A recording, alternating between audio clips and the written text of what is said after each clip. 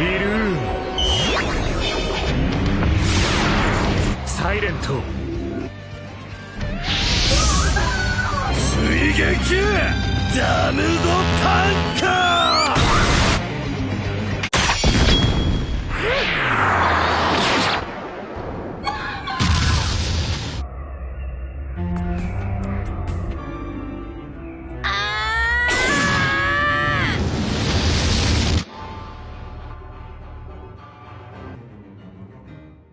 Por muito tempo, Big Mom governou os mares do mundo de One Piece, utilizando de sua força para aterrorizar as pessoas. E através do medo delas, Big Mom se tornou soberana. Porém, ao se deparar em uma batalha contra Law e Kid, os supernovas da pior geração mostraram que não se amedrontam facilmente assim.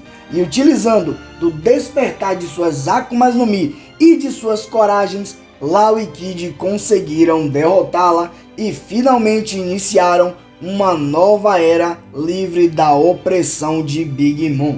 Porém, esse episódio foi tão incrível que tivemos Zoro diante da morte novamente, o que indicou que ele estava apenas tendo um delírio.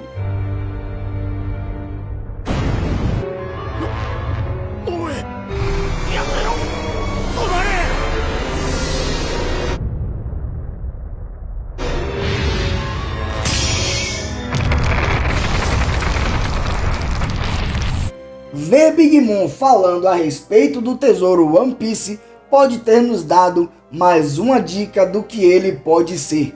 Agora, se você quer saber todos os mistérios e tudo o que aconteceu nesse episódio 1067 de One Piece, vem com o pai e lá vamos nós!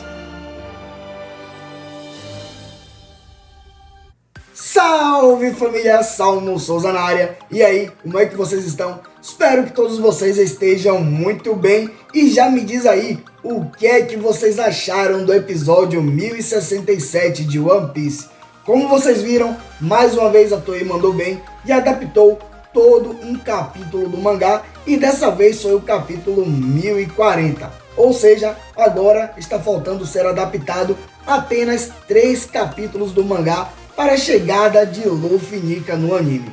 Porém, galera, desses 3 capítulos aí devem ser adaptados em 3 episódios, mas um desses episódios vai ser adiado, que será o episódio 1070. Além disso, o título desses episódios do 1068, 1069 e 1060 já foram divulgados. Eu já tenho um vídeo aqui no canal, eu vou deixar no card, na tela final, na descrição do vídeo, também nos comentários fixados. Vocês vão encontrar em algum lugar aí, caso vocês tenham interesse de saber quais são esses títulos que foram vazados pra gente. Além do mais, eu queria trazer mais um ponto aqui. Vocês sabem qual foi o pecado de Zunisha? Qual foi o crime que Zunisha cometeu? Então eu já vou falar aqui para vocês. O crime de Zunisha foi não se inscrever no canal e não deixar o like. Então se você não quer virar um elefante gigante e sair vagando pelo mundo, já deixa esse likezão e se inscreve no canal. Vamos tentar atingir a marca de 60 likes dessa vez, só 60. Agora chega de enrolação que eu vou me empolgar para falar sobre esse episódio e lá vamos nós! O episódio 1067 de One Piece começa onde o último parou. Kid utilizando o Damned Punk para acertar Big Mom e tentar jogá-la para dentro do buraco que Law tinha feito na ilha de Onigashima. E já nessa cena temos algo legal. Afinal de contas, podemos ver Momonosuke incomodado com tudo que está acontecendo no castelo de Onigashima. Além também da voz que ele está escutando do nada e vem em sua mente toda hora. Então galera, já nesse começo eu queria trazer algo legal para vocês. Afinal de contas, finalmente Momonosuke começou a arrastar a ilha de Onigashima para longe da capital das flores. E aí do nada, Law cria uma espada gigante que atravessa a ilha de Onigashima e prende no país de Wano. Isso fez com que Momonosuke tivesse ainda mais dificuldade para arrastar a ilha de Onigashima. Além também de que está acontecendo vários embates na ilha mesmo, principalmente essa de Big Mom contra Law e Kid, que está fazendo a ilha estremecer toda hora. E isso está criando ainda mais dificuldade para Momonosuke. Voltando para o episódio, podemos ver que Kid continua atacando Big Mom com o seu laser magnético. Porém, por mais que ele insista nisso, ainda assim Big Mom consegue se segurar para não cair no buraco. Então, enquanto ela se segura, ela usa os poderes de sua Akuma no Mi, Live or Slave, vida ou escravidão. Nesse momento, ela fala para todos que estão no local da batalha escolherem dar 50 anos de suas vidas ou então se tornarem escravos dela. E desse jeito, ela acaba entrando na mente dos figurantes que estão no local e eles então ficam com medo e por isso começam a ter seus tempos de vida roubados. Eles também se desesperam e começam a gritar para Law e Kid fugirem do local. Porém, Law e Kid são diferenciados, pois eles não têm medo de Big Mom. Afinal de contas, quem tem medo de uma velha que está prestes a morrer? Palavras de Kid, não minha.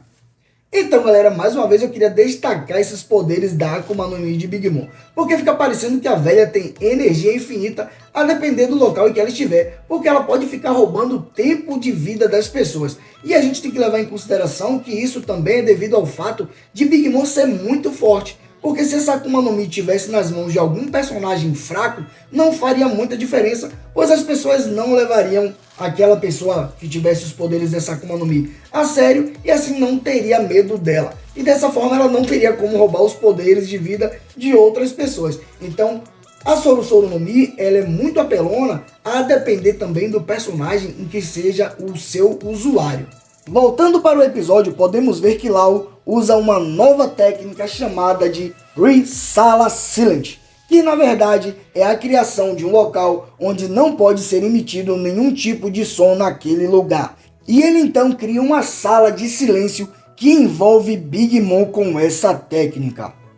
Ou seja, qualquer som feito por Big Mom não será escutado por ninguém. Essa nova técnica de Law é baseada nos poderes da Nagi Nagi no Mi, que era a Akuma no Mi de Corazon, que foi um grande amigo de Law e que cuidou dele quando ele era mais novo. E a propósito, foi Corazon que ajudou a Law a ficar com a Ope Ope no Mi. Kid então aumenta ainda mais o poder de seu laser magnético para atingir Big Mom e derrubá-la para fora do país de Wano. Enquanto isso, Law usa sua espada para cortar Misery, que estava indo tentar ajudar Big Mom.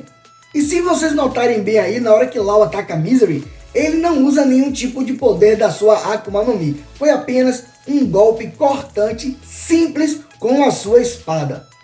Podemos ver então que finalmente Big Mom está caindo no buraco feito na ilha de Onigashima. Nesse momento, ela passa através do porão do castelo e chega até mesmo a tocar em uma das bombas que estão por ali, assim fazendo ela explodir. E dessa forma acaba destruindo o Kazembu. E Yamato só não foi atingida pela explosão também porque ela se protegeu usando uma rocha e a congelou com os poderes de sua Akuma no Mi, assim evitando o contato com a explosão. E só para lembrar para vocês que isso tudo está acontecendo sem que Big Mom consiga emitir nenhum som. Até mesmo a bomba que ela explodiu não fez barulho nenhum e isso está deixando Big Mom bastante confusa. E lógico, nesse momento ela poderia até tentar pedir ajuda a Prometheus ou a Hera. Porém, como a voz dela não consegue emitir nenhum tipo de som, não teria como ela chamar eles para ajudá-la. Porém, também temos que levar em consideração que Law tinha acabado de fatiar Misery. E isso meio que impediria que Prometheus e Hera fossem ajudar a Big Mom. Afinal de contas, eles tinham feito aquela fusão deles dois junto com Napoleon, que meio que acabou fazendo a criação de Misery. Então, como o Law fatiou Misery ali, eu acho que não ia adiantar de nada, mesmo que Big Mom conseguisse emitir algum som para chamar por Prometheus ou por Hera. Podemos ver então que Big Mom está caindo da ilha de Onigashima, e ela então se lembra das palavras de Roger a respeito do One Piece, e se pergunta por que ele fez isso. Afinal de contas, como ele morreu, para ele dizer aquilo não faria diferença. Até porque agora quem tem que lidar com essa nova geração de piratas são os piratas mais antigos que estão vivos.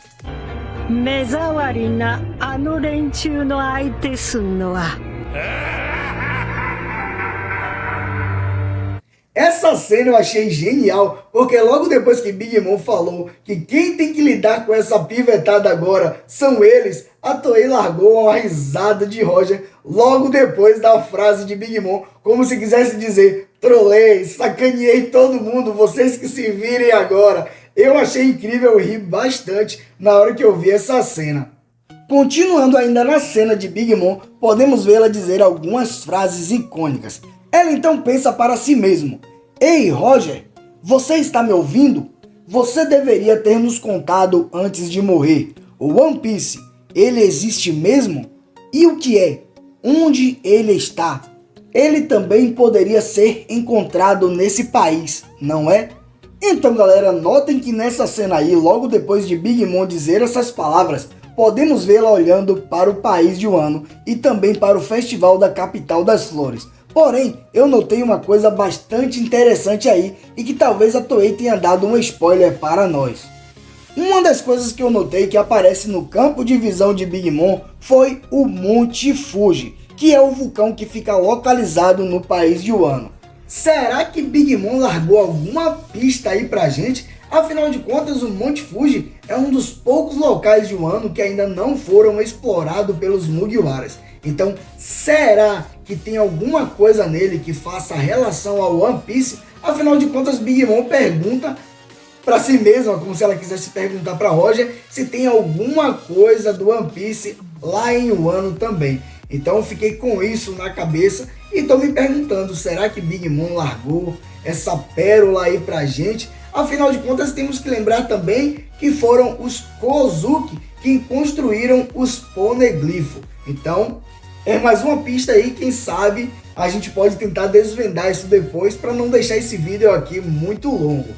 Continuando, podemos ver que Big Mom continua caindo e é mostrado que ela está indo em direção ao magma fervente, enquanto ela começa a se lembrar de várias coisas que ela passou até ali, desde sua infância até aquele momento.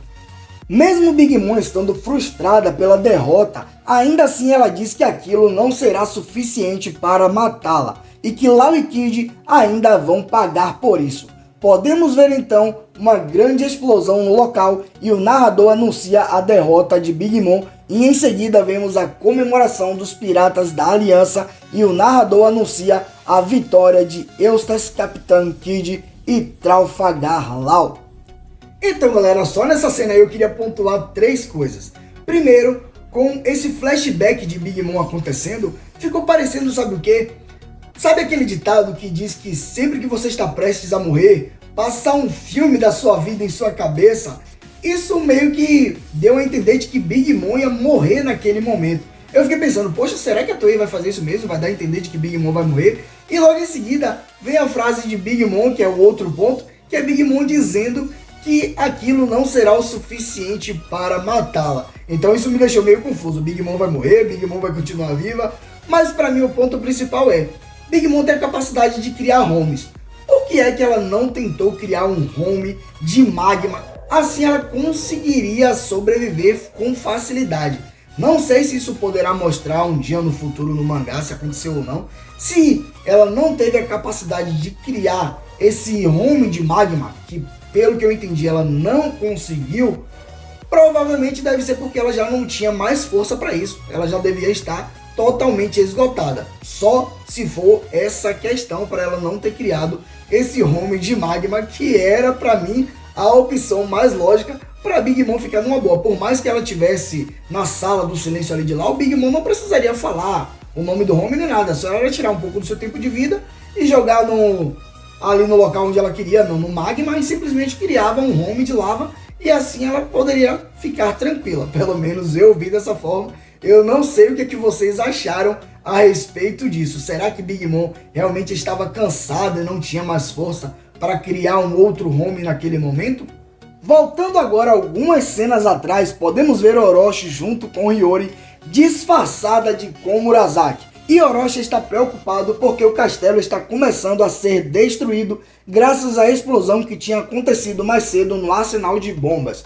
Vemos também Raizou versus Fukurokujo, e finalmente Fukurokujo começa a pegar fogo por completo, e pelo visto ele não tem a mesma resistência de Raizo, já que ele começa a gritar pedindo por água.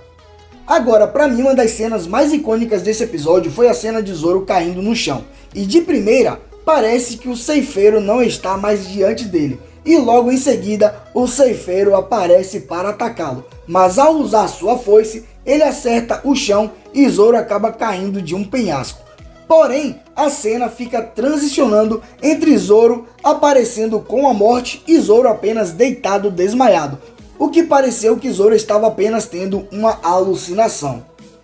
Então galera, essa cena de Zoro aí, ela não existe no mangá, pelo menos não a parte em que a morte aparece. A cena é simplesmente Zoro caído no chão e aí o penhasco começa a se rachar e Zoro acaba caindo.